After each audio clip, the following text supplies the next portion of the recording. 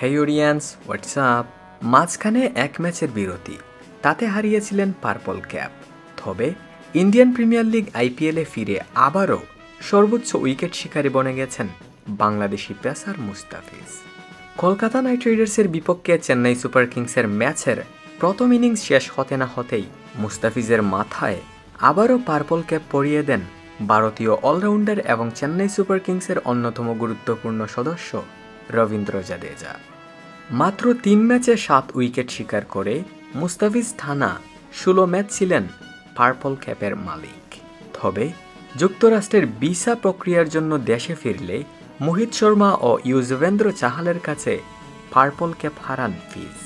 তবে চেন্নাইয়ের জার্সিতে ফিরেই মুস্তাফিজ শিকার করেন ২টি উইকেট। কলকাতার ইনিংসের অন্তিম ওভারে সাজঘরে ফেরান শ্রেয়াস আইয়ার এবং মিচেল স্টার্ককে। সর্বমোট ৪ ওভার বোলিং করে দিয়েছেন মাত্র ২২ রান, শিকার করেছেন দুইটি উইকেট।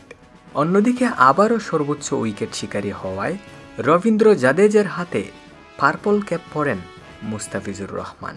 তবে তখন তাকে কিছুই বলতে দেওয়া হয়নি, শুধুমাত্র পার্পল ক্যাপ পরিয়ে বিদায় দেওয়া হয়েছে।